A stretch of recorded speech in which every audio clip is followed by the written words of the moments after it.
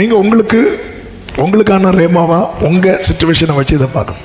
இப்போ எலிசபெத் சகரியா வாழ்க்கையில எத்தனை கேள்விகளை இவங்க சந்திச்சிருப்பாங்க. நம்ம சொசைட்டியை வச்சே இப்போ இருக்கிறத வச்சே பார்ப்போம். எத்தனை கேள்விகள். முதல் கேள்வி என்ன தெரியுமா? இன்னும் விசேஷம் இல்லையா? ஃபர்ஸ்ட் கேள்வி அதான். ஏதாவது விசேஷம் உண்டா? எத்தனை கேள்விகள். டைம் ஆக ஆக ஆக அடுத்த கேள்வி என்ன தெரியுமா வரும்?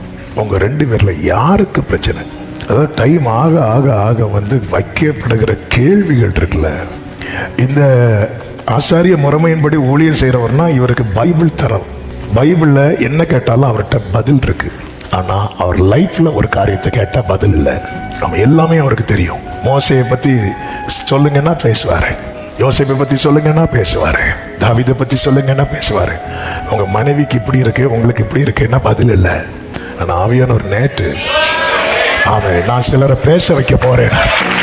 இதுவரை அவங்களால சில காரியத்தினால பேச முடியல. நான் அதுல கை வைக்க போறேன். அந்த டிபார்ட்மெண்ட்ல கை வைக்க போறேன். எல்லாத்துக்கும் எல்லாமே தெரியும். ஆனா இந்த ஒரு காரியத்துக்கு மட்டும் என்னாச்சு? நாள் ஆக ஆக நம்மை நோக்கி வருகிற கேள்விகளின் வீரியம் கூடும். அடுத்து எப்படி கேட்டிருப்பாங்க தெரியுமா? நீங்க ஊழியம் செஞ்சதுக்கு அப்புறமும் கேட்டிருப்பாங்களா இல்லையா? ஊழியம் செஞ்சதுக்கு அப்புறமும் இன்னும் கேட்டிருப்பாங்க, நீங்க இந்த வசனத்தின்படி எல்லாம் வாழ்ந்தீங்களே, என்ன கிடைச்சது?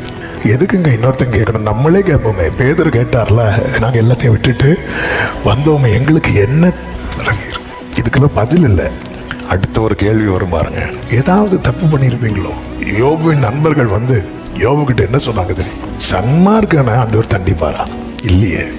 ஏன் உமக்கு இவ்வளவு பிரச்சனை வருதுன்னு நீங்க ஏதாவது பண்ணியிருப்பீங்க. அதாவது ஏதாவது பண்ணவங்களை சொன்னாலே வலிக்கும் அவங்களுக்கு. அதுவும் ஒண்ணுமே இவங்க உங்களை பற்றி பைபிள் சொல்லுது. அதனாலதான் எலிசபெத் சொன்னாங்க, என் நிந்தையை நீங்கும்படி செய்தார் அப்படின்னு. இந்த தூதன் சகரியா கிட்ட முதல்ல சொன்னதே, பயப்படாதே, உன் வேண்டுதல். அதன் அர்த்தம் என்ன? இவங்க எல்லா கேள்விகளையும் எதா மாத்திட்டாங்க தெரியுமா? வேண்டுதலா மாத்திட்டாங்க.